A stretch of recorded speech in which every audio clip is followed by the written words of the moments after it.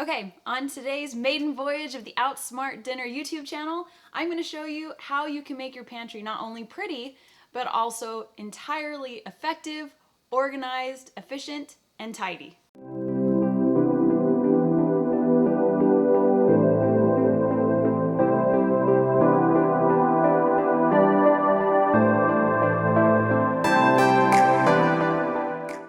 Okay, on Instagram, I've had a lot of you requesting to see my pantry and to know how I chose to organize it. But I was sort of embarrassed to show you anything because honestly, as you can see, I haven't touched my pantry in the last 5 years until I decided to overhaul it and teach you how to keep your pantry tidy.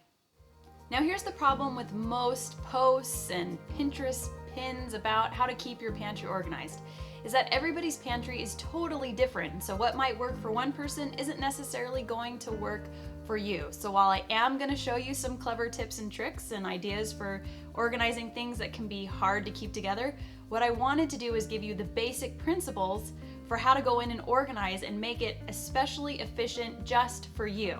So in order to do that, we're going to go over 4 simple rules on how to organize anything, and it's all going to fit into the word tidy. T-I-D-Y. Okay, number 1 is to make sure you take everything out and clean. So, as part of taking it out, you're also going to look at each item, go Marie Kondo here, ask yourself if you are going to use it. If you don't have a plan to use it in the next week or 2, it's time to throw it out.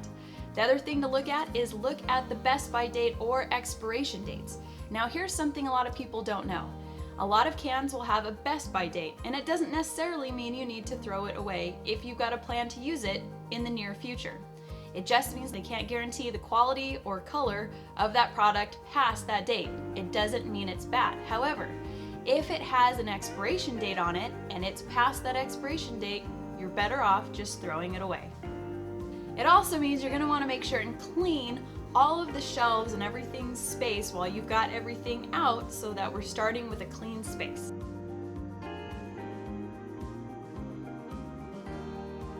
Okay, so next is to identify how you are going to use it. Now you might feel a little overwhelmed at this point because all of your pantry contents are now scattered across your kitchen counter. What you want to do is start grouping like items together.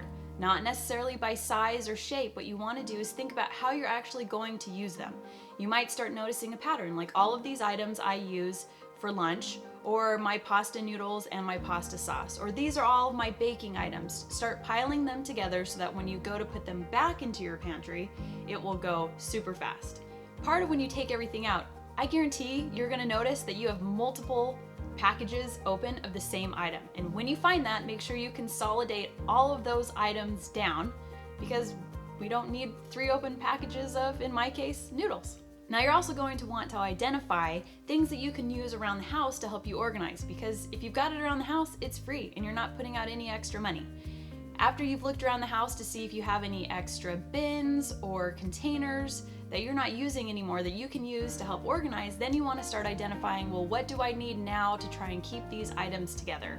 For me, I looked at noodles. Noodles are so hard to keep together because a lot of times you buy them in bags, not in boxes that you can easily put on a shelf. So I started thinking, well, I gotta find something that I can put all of these bagged noodles in so that they are more concisely put on my shelf. Then I went out, and some great places that you can go to look for items would be like Dollar Tree, Ross, TJ Maxx, Home Goods. They have great selections of organizing items, and they're always going to be at a discounted price. And always, last ditch effort, Amazon Prime is a great place to go. Okay, we're on to D. Decide and do what you can. And the next trick to organizing is pick the area that is easiest for you to decide. For me, it was looking at all my baked goods. I was like, oh, well, this is easy. I know all these go together, and I know I want to put them up high enough where the kids can't necessarily get into them, because I knew later on I wanted to have a section where they could access their lunch and breakfast items really easily. So always start with the easiest decision first and start with what you can do. One way to make sure your pantry is super efficient is to think of it as your own personal grocery store. So think about how grocery stores organize their shelves with like items behind each other. You'll probably want to place, you're not going to be able to fit maybe all of your stock-up items on one shelf. So maybe you want to put your restocking items up high like I did, or in another closet or someplace else, but you want to be able to restock your shelves just like a grocery store, so that when you're looking for items, you know exactly what you need.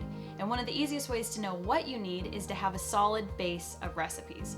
Now, if you need help, I have my Outsmart meal planner that you can use to help get you started. It's fully customizable and you can put in your own recipes, but this way you know exactly what recipes you're using, the things that you need.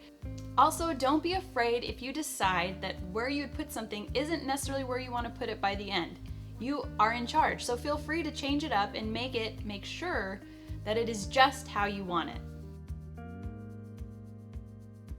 And lastly, you've got this. To make sure you're successful at this, realize it's gonna be at least a half-day project.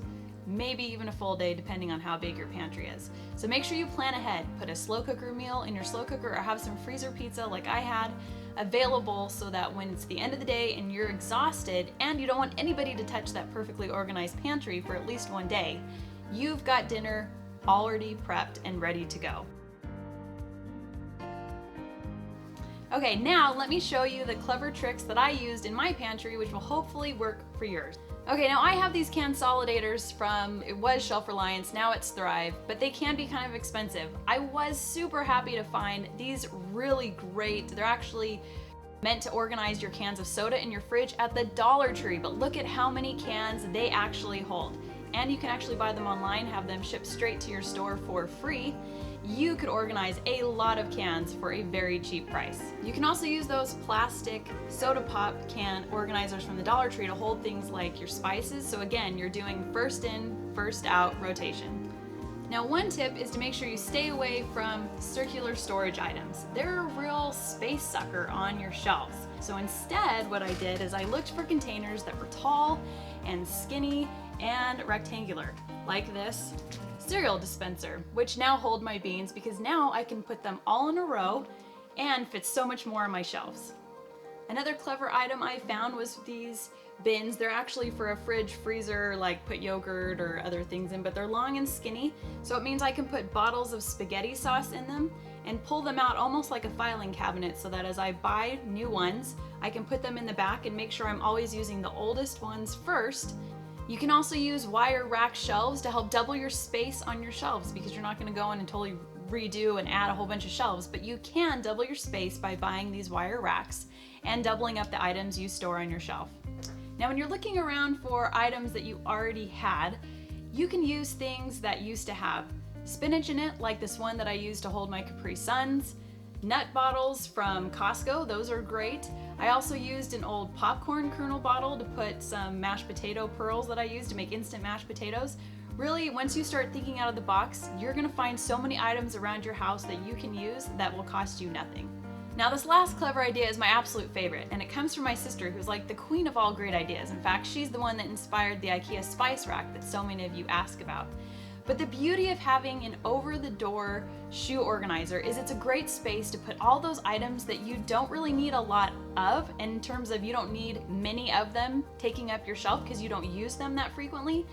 This way, you can see exactly what you have. It keeps it very organized, and especially for when you send people in to help look for things, it will be so super easy for them to find.